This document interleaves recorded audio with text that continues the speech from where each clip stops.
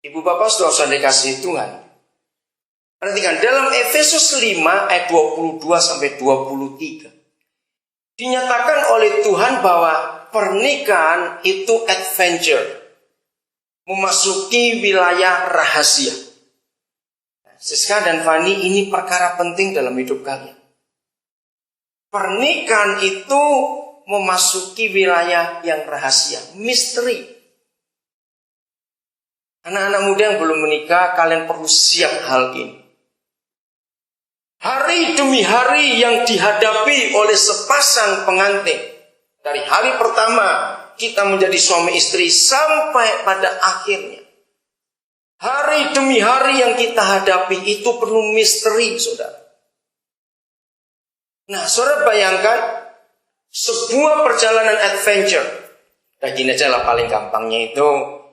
Kan kita pernah tahu ada film berseri Indiana Jones. Oke, waktu kita masih kecil dulu ada cita-cita soal bajak laut, menemukan sebuah tempat di pulau ada harta karun semuanya. Nah, perhatikan. Salah satu penyebab utama mengapa pernikahan sulit langgeng atau awet atau bertahan. Salah satu penyebab utamanya adalah bagian ini. Perjalanan ke tempat yang misteri atau adventure itu pasti sulit, pasti menegangkan, pasti. Kalau itu tidak sulit, namanya bukan adventure, itu namanya jalan-jalan. Nah, mencapai tempat rahasia itu menemukan harta yang luar biasa. Sejarah gereja menyatakan pengantin perempuan yang sudah tidak perawan tidak boleh masuk dalam gedung gereja dengan cadar ditutup. Ini hukum gereja yang luar biasa. Masalah yang terutama terjadi dalam pernikahan adalah sebuah adventure. Itu tidak sehati. Maka itu dalam Efesus 5, 20-33 mengatakan dengan jelas bahwa perjalanan ke tempat misteri itu penuh tantangan. Ani dan sekalian, begitu kalian menjadi suami istri yang sah, langsung detik itu kalian sudah pergi ke tempat yang kalian gak pernah tahu. Misteri, penuh bahaya, penuh dengan tantangan. Maka itu anak-anak muda yang mau menikah, pikirkan. Menikah itu hal yang sangat sulit. Alkitab aja berkata, menikah itu hal yang sangat sulit. Dalam Mazmur 127 ayat yang pertama, Yahweh berfirman, satu-satunya yang maha besar tidak pernah percaya kepada manusia. Itu hanya kalau manusia itu menikah. Begini firman Yahweh di Mazmur 127 ayat 1. Jikalau bukan Yahweh yang membangun rumah, sia-sialah usaha orang yang membangunnya. Bayangkan. Rumah apa? Ayat 3 di pasal itu mengatakan yaitu rumah tangga. Karena ada anak-anak di ayat yang ketiga. Maka itu saudara, sehebat apapun orang yang mau menikah, belajar dulu, konseling dulu, semuanya itu tidak ada yang mudah. Rekan-rekan hamba Tuhan, saya ingin bagikan pengalaman saya ini. Buat saya konseling pernikahan itu tidak mutlak. Kenapa? Walaupun harus, ini bedanya, diberi konseling pernikahan. Karena yang lebih penting, maaf, ini saya pakai istilah bisnis, after sales service. Justru setelah diberkati dalam pernikahan, mereka itu perlu dituntun. Karena belum pernah tahu pakai barang-barang itu. Maka itu kalau saya memberkati pernikahan, seminggu pertama, 2 minggu, saya akan telepon mereka. Saya akan tanya bagaimana keadaan mereka. Ada hal yang sulit tidak? Maaf ya saya ngomong apa adanya. Dengar ini ya kalian dua. Kalau sampai mereka yang baru menikah, terus saya tanya bagaimana hubungan kalian dua suami istri. Oh tidak ada masalah, saya curiga. Jangan-jangan saya pernah coba ini sebelum menikah. Maaf saya berkata apa adanya. Ngerti kata ini saudara? Itu penting. 90% masalah rumah tangga karena tempat tidur gak pernah dibahas dengan baik. Nah ini penting sekali. Maka itu rekan-rekan hamba Tuhan, jangan cuma lepas setelah konseling pranikah. Setelah mereka menikah, kita harus bawa mereka untuk mengerti. Apalagi kalau kita sudah tahu dalam Efesus 5, 22-33, bahwa itu adventure. tempat yang sangat berbahaya, penuh rahasia, penuh misteri. Itu sebabnya dalam pernikahan itu diperlukan kekompakan dari berdua.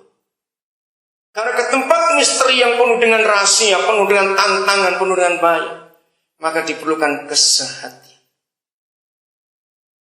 Ani dan Siska, dan semua yang sudah menikah, dengarkan ini. Ternyata bukan kasih yang terutama dalam pernikahan itu.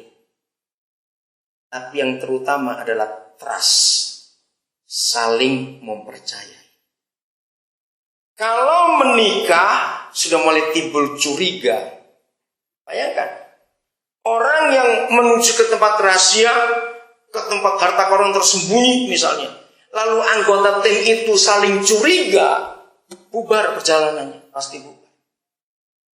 Maka itu Alkitab itu dengan tegas menyatakan bahwa suami itu adalah kepala, istri itu adalah tubuh. Renungkan ini. Suami itu adalah kepala, istri itu adalah tubuh.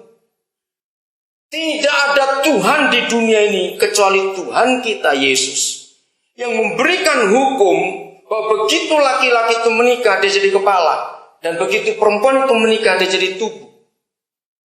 Bayangkan hukum yang luar biasa ini, saudara. Bukan berarti perempuan dijajah laki-laki, tidak. Tuhan tidak pernah berfirman, hai perempuan tunduklah pada laki-laki, tidak.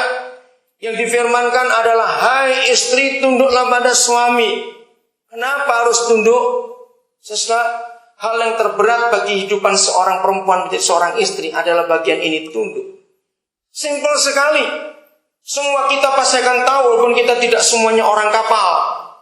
Mungkin tidak dalam sebuah perahu, apalagi kapal, ada 2 nakoda. Jawab saudara apa? Mungkin tidak. Kenapa tidak? Kalau kapal itu ada 2 nakoda, kira-kira kapalnya bagaimana? Nggak jalan. Karena 2 kepala ini berkelahi dulu di situ.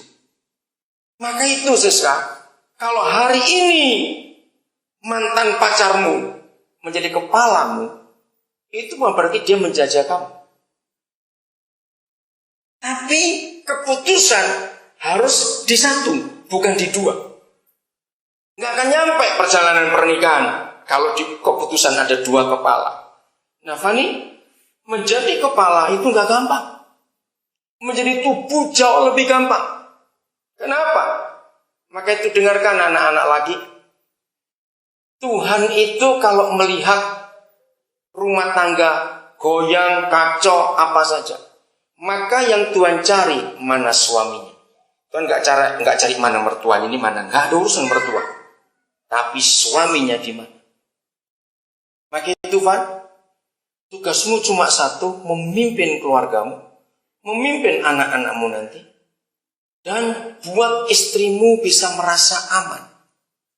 Dengar para suami, istri yang gelisah itu karena istri tidak dapat rasa secure, rasa aman dari suami.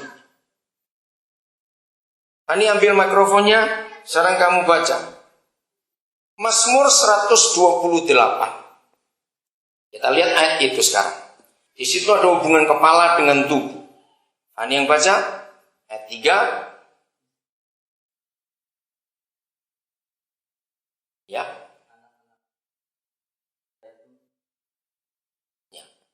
Kalau ada firman, istrimu akan menjadi seperti pohon anggur yang subur dalam rumahmu. Berarti firman untuk siapa itu? Ayo jawab, firman untuk siapa? Suami. Saudara, ini hal yang luar biasa. Mengapa surga memberi contoh kalau suami itu takut Tuhan? Van baca ayat 1 dan 2 dulu. Dengarkan para suami. Istri, maaf sebentar Van ya. Istri tidak merasa aman bukan karena deposito suami miliaran rupiah. Tidak. Kerjaannya bagus, tidak. Dengar. Dunia membuktikan berapa banyak istri selingkuh walaupun suaminya kaya. Maaf jangan tersinggung dulu ya. Saya nggak berkata saudara, saya berkata umum. Justru makin suami kaya, istri makin rasa tidak aman. Mengapa banyak istri tidak aman ketika tahu suaminya makin kaya? Makin banyak duit, kedudukan makin tinggi. Wow, itu kuntilanak-kuntilanak luar biasa berkerumun.